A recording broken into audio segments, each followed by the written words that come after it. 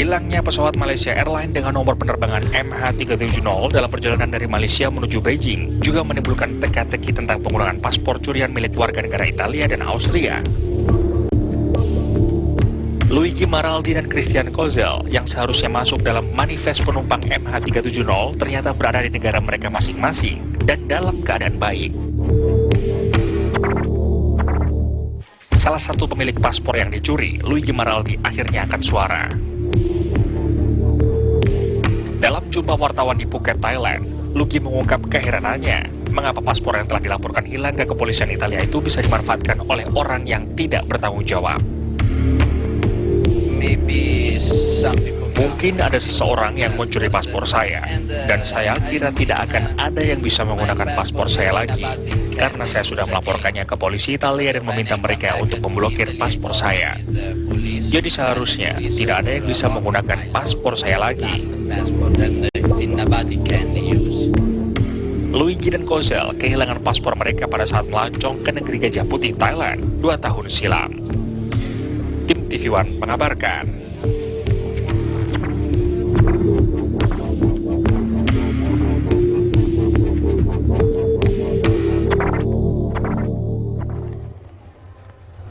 Ya, sekarang gilirannya Bang Hendro.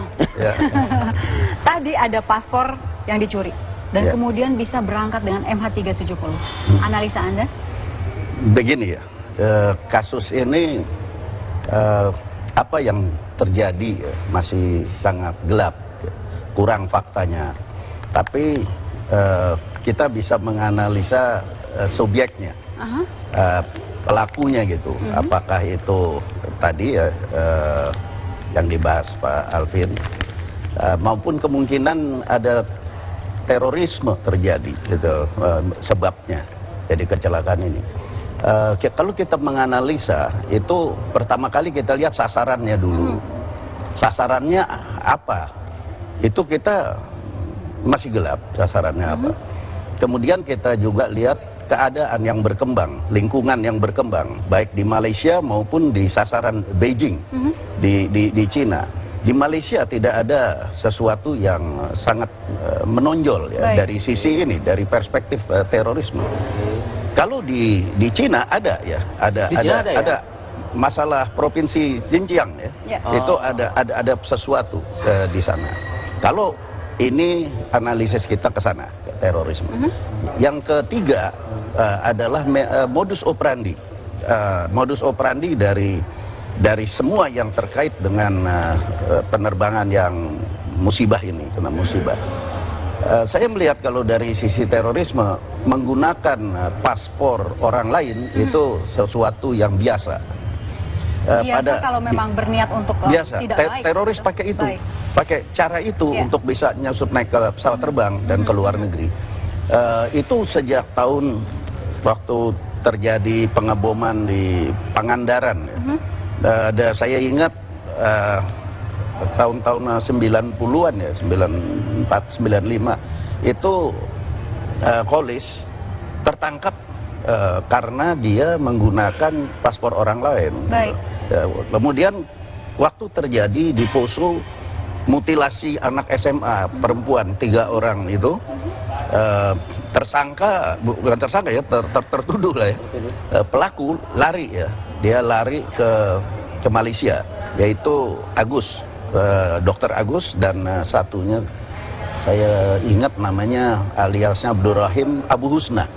Itu dia sampai mendarat di Kuala Lumpur, dijemput oleh orang namanya Rudi, ketemu di Kentucky Fried Chicken dan seterusnya dulu itu, dibantu oleh seorang Aljazair namanya Jafar, mendapatkan paspor-paspor palsu, paspor orang lain. Tapi paspor palsu ini tidak akan bunyi, tidak akan bersuara kalau pihak imigrasi begitu teliti menelitinya, bukan? Tadi saya sebut nama Jafar ya. Orang ini sudah piawai dan sudah lama ada di airport.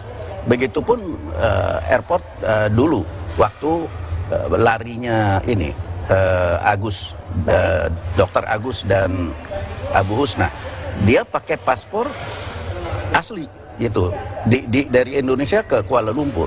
Begitu sampai Kuala Lumpur, dia berganti paspor, pakai ganti. Yang menyediakan ini ada stoknya itu yang kalau dulu zaman aktif saya, kita tengarai itu Zulkarnain yang pegang stok. Kalau begitu apa yang dikatakan oleh headline koran ini, pikiran rakyat, imigrasi Malaysia teledor, mungkin tidak begini ya, tapi dengan cara siasat seperti tadi itu, atau ini yang lebih? Ya, saya kira memang keteledoran sih ada saja ya, tapi Malaysia juga special branch-nya sudah banyak berjasa selama kerjasama intelijen dengan kita. Ya seperti deportasi Agus dan Abu Husna ini karena menggunakan paspor yang bukan paspornya dia, itu dideportasi ke Indonesia dan langsung kita adili sekarang di Nusa Kambangan. Nah ini karena kasus mutilasi pusuk.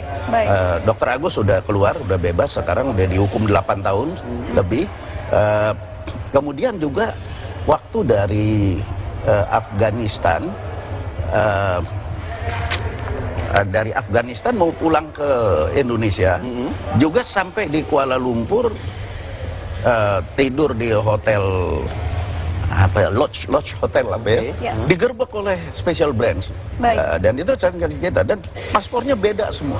Pasporan. Nah kalau imigrasi Malaysia ini tidak bagus, tidak berkali-kali dia bisa menyergap. Itu fakta ya? Nah, itu fakta. Sudah. Tapi kali ini bisa saja teledor sekali ini ya.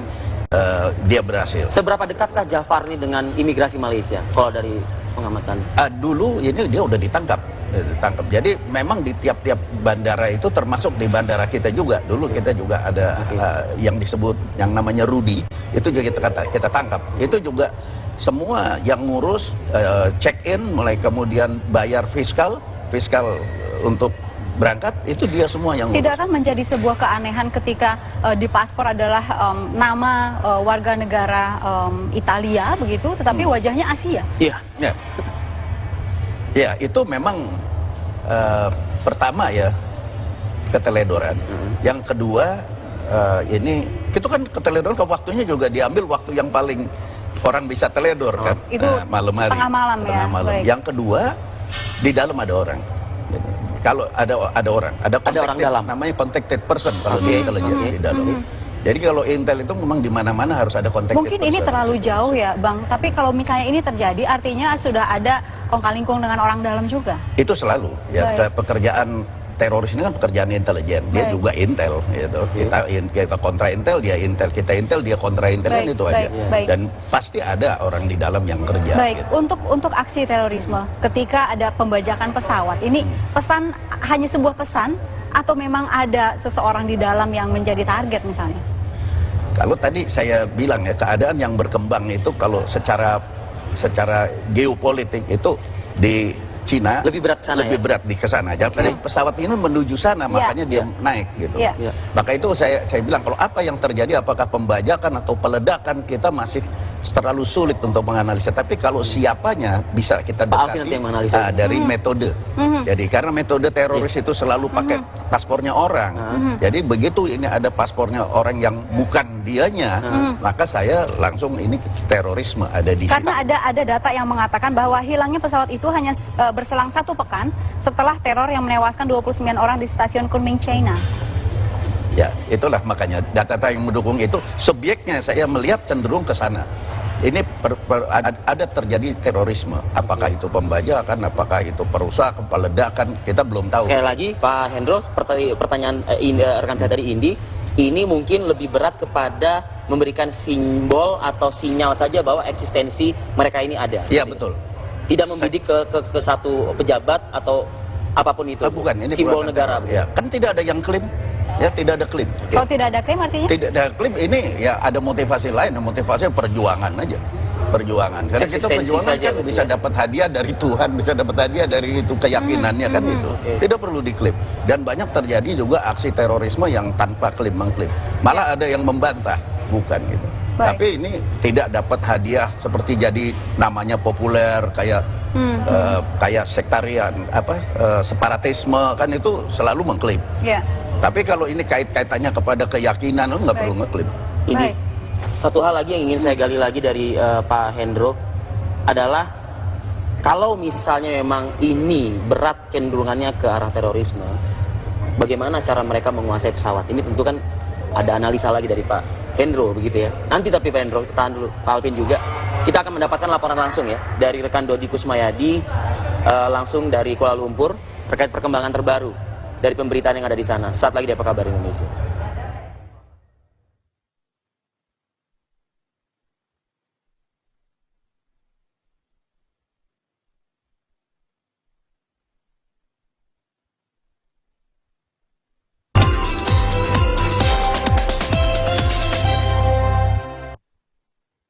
Bisa menemukan keberadaan MH370 yang hilang secara misterius sejak Sabtu dini hari kemarin. Beberapa penemuan barang-barang yang diduga berasal dari pesawat MH370 di kawasan perairan laut Cina Selatan ternyata dibantah oleh pihak otoritas penerbangan sipil Malaysia. Misalnya seperti penemuan rakit berwarna kuning, kemudian adanya tumpahan minyak yang dapat dipastikan bahwa keduanya bukan berasal dari pesawat MH370. Sementara itu terkait dengan identitas para pemegang paspor palsu yang masuk ke dalam penumpang MH370, memang ada pengumuman baru karena media lokal dan media asing di sekarang ini sudah memberitakan bahwa kedua orang tersebut dibelikan tiketnya oleh seorang pengusaha Iran yang tinggal di kawasan Pattaya, Thailand. Dan tiket pesawat ini sendiri pembeli tiket pesawat ini sendiri dikatakan bernama Mr. Ali. Dia tinggal cukup lama di kawasan Thailand karena dibuktikan bahwa salah satu staf agen travel bureau yang penjual atau issued dari tiket tersebut mengenal cukup lama dengan Mr. Ali tersebut. Namun demikian sampai sejauh ini dari keterangan media tadi kita masih belum mengetahui identitas sebenarnya dari dua penumpang yang menggunakan paspor palsu tersebut. Namun demikian dari pihak Malaysia sendiri sudah menyatakan secara tegas bahwa dua penumpang yang menggunakan paspor palsu tersebut adalah adalah orang Asia, namun dengan kemungkinan memiliki wajah seperti dan fisik seperti orang-orang Eropa. Dan saat ini pihak Malaysia sedang menginvestigasi secara internal, terutama pada petugas atau di tiket counter imigrasi Malaysia yang memungkinkan kedua orang tersebut masuk ke pesawat MH370. Demikian untuk sementara. Baik, ada informasi mengenai Mr. Ali ini, Dodi? Sejauh ini masih belum diketahui, tapi kemungkinan besar Mr. Ali ini sudah dicari dan dimintai keterangannya oleh pihak otoritas di Thailand, dan pemerintah Thailand sendiri, polisi Thailand sudah mengungkapkan bahwa mereka akan segera membuat bank data dari paspor-paspor yang dicuri, yang memang cukup banyak yang terjadi di kawasan Thailand. Demikian. Ya, dan apa hubungan Mr. Ali dengan sang pemegang paspor, Dodi? Mungkin ada... Sampai sejauh ini memang belum diketahui apakah mereka memiliki jaringan atau koneksi terkait dengan, katakanlah dengan unsur terorisme. Namun demikian menurut sumber kami di Malaysia sendiri disebutkan bahwa penggunaan paspor palsu ini belum tentu terkait dengan kasus terorisme, karena bisa saja terjadi bahwa kasus pemilikan paspor palsu ini merupakan kaitannya dengan sindikat narkoba. Sindikat narkoba sendiri tidak hanya menyelundupkan barang-barang narkoba, tetapi juga menyelundupkan orang. Ini terbukti dari tiket yang dipesan oleh Mr. Ali untuk dua orang ini, ternyata tiket one way, di mana mereka tidak pulang lagi, tidak beli tiket pulang ke arah Thailand. Dan ini biasanya memang perlu sebagian pihak sebagai modus operandi dari penyelundupan orang. Demikian. Ada upaya untuk kerjasama antara pemerintah Malaysia dan Thailand untuk menarik sosok bernama Muhammad Ali ini, M. Ali ini? Kerjasama yang spesifik tentang penarikan dari Mr. Ali ini sendiri memang belum diketahui secara umum atau dipublish secara umum, tapi dalam beberapa hari terakhir ini pemerintah Malaysia memang sudah memfokuskan salah satu penyelidikan hilangnya pesawat MH370 ini terhadap kerjasama intelijen dengan sejumlah negara di kawasan Asia Tenggara maupun juga negara-negara dengan Eropa, Amerika, Australia. Dan tentu saja dengan penemuan atau data atau informasi ini menjadi perlu penting bagi pemerintah Malaysia untuk mengungkap hilangnya pesawat MH370 yang hilang secara misterius. Baik, Dodi, sedikit saja saya di sini ada Bang Alvin Lee juga yang tadi mengatakan jika paspor dicuri dan kemudian masuk ke dalam data Interpol sebagai paspor curian, ini di imigrasi ada semacam muncul peringatan pada saat orang tersebut yang pembawa paspor lewat begitu. Ini tidakkah imigrasi Malaysia menemukan ini begitu, Dodi? Saya terus terang tidak tahu terlalu banyak tentang sistem dalam imigrasi di Malaysia, namun secara umum memang apabila ada permintaan dari atau ada data dari Interpol, seharusnya data imigrasi Malaysia atau data imigrasi negara manapun terkait dengan yang Interpol, terutama apabila ada retroaktif, tentu saja ini menjadi perhatian dari negara-negara pihak seperti Indonesia, Malaysia untuk terkait atau tersambung dengan data base dari Interpol. Demikian. Baik, Dodi, terima kasih sudah bergabung bersama Apa Kabar Indonesia. Ini soal itu harusnya ada red notice muncul gitu ya, Bang Alvin Lia. Jadi untuk pemeriksaan paspor itu kan sebetulnya 2 kali. Pertama pada waktu check-in, tap-in. Kedua pada saat lewat imigrasi. Di check-in pun itu kan selalu akan dicek, di-scan pasportnya. Itu akan terhubung pada database, apakah mempunyai visa dan sebagainya. Dicek juga apakah cocok dengan orangnya dan sebagainya. Jadi ini pemakai paspor palsu ini sudah lewat 2 filter sebetulnya. Apalagi di paspor sekarang kan sudah ada itu juga ya Pak Hendro ya, semacam kayak barcode dan juga di bagian bawah itu. Apakah ini sudah cukup canggih juga gitu? Mereka yang melakukan pemalsuan ini. Saya kira kan selain itu juga sudah pakai biometrik dan sebagainya itu. Ya, itu masalah keimigrasian bukan domain saya sebetulnya. Oke. Tapi sebelum saya ke Pak Hendro, saya sedikit lagi ke Pak Alvin. Kita tidak ingin mengatakan ini adalah karena aksi terorisme. Ya, tadi ada pertanyaan saya menggantung itu. Tapi kalaupun misalnya ini mengarah ke sana begitu Pak Alvin. Ini hancur di atas kah atau tenggelam ke perairan? Itu sulit diterka. Sebab apakah betul pesawat itu hancur di atas atau turun, dan apakah betul turunnya itu di laut atau mungkin di darat. Selama ini yang dicari di laut terus kan. Kemungkinan di darat bagaimana? Kalau di darat mungkin ada penduduk setempat yang bisa melaporkan ya biasanya? Mungkin juga, tapi kalau itu jatuhnya di pegunungan, di hutan, siapa yang tahu juga. Akan lebih mudah mencari di pegunungan, di darat? Sama sulitnya, apalagi kalau pesawat itu hancur, kecuali pesawat itu bisa mendarat darurat di bandara manapun, itu beda. Tapi kalau sama-sama hancur, sama sulitnya. Di pegunungan, apalagi di hutan, yang pekat itu begitu hancur udah nggak kelihatan ini. Adakah indikasi bahwa kokpit sudah dikuasai oleh orang-orang yang tidak bertanggung jawab? Melihat tidak ada komunikasi dengan ATC setempat, ATC terdekat, dan pilot-pilot lain. Prosesnya ini kan sangat cepat, hanya 40-an menit. Pesawat itu baru mendaki, mencapai ketinggian jelajah, baru mencapai ketinggian jelajah. Saya membayangkan kegiatan di dalam kabin itu paling baru fasten seatbeltnya ya, mati, silahkan kalau mau ke toilet atau baru serve makan minum, dan di kokpit itu masih banyak yang harus dikerjakan. Paling-paling kalaupun ada komunikasi antara kru dengan kokpit adalah tanya, Kat, mau minum apa atau mau makan apa gitu kan.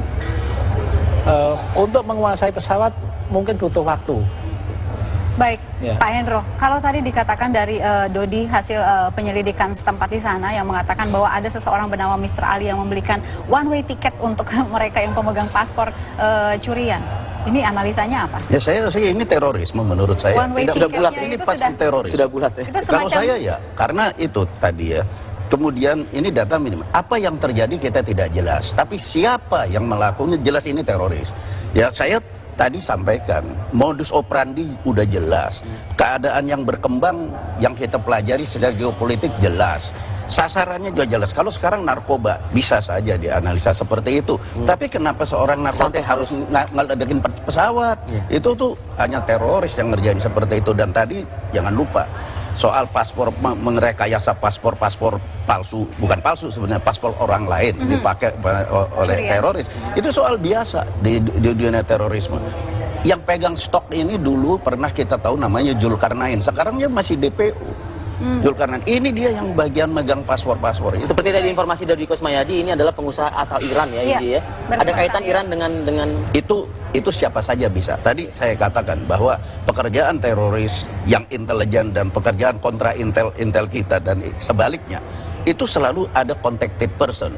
bagaimanapun itu ada barricade diatur ya, ada di scanning seperti yang dijelaskan oleh Pak Alvin Lee, itu adalah suatu pertahanan ya untuk menyaring jangan sampai teroris masuk. Tapi bobol juga. Ya, pasti bisa bobol. Termasuk sampai ke in-flight Ya, sampai ke in-flight ada jaringan juga. begini ya, prinsipnya kita pegang begini, tidak ada pertahanan yang tidak bisa tembus, pasti bisa. Jadi kita pagerin tembok pagar rumah setinggi apapun tikus bisa masuk kan, ya itu saja, ya itu udah hukum alam. Jadi pasti bisa tembus sepanjang kita punya orang. Kalau sekarang disebut Mr. Ali, dulu Mr. Jafar yang saya bilang Al-Jazair itu udah ditangkap. Di dalam Soekarno-Hatta ada Mr. Rudi namanya, udah juga kita tangkap. Tapi kan patah tumbuh hilang berganti, yang begini kan datang lagi. Baik. Dan bukannya tidak bisa menembus apapun barikade. Itu. Jadi saya ini terorisme. Saya yakin. Saya ada yang perlu Sedikit kita saja pertanyakan mungkin. ya. Kedua orang yang pakai paspor palsu ini, Curian. mereka duduknya di mana? Apakah mereka duduk di emergency row yang dekat pintu darurat atau ini jendela darurat? Itu juga akan sangat membantu. Ada alasan itu, Pak.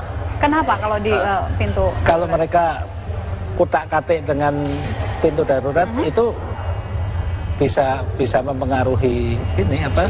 Keseimbangan pesawat. Baik. Jadi tanpa bahan peledak itu. Baik, ini masih menjadi misteri.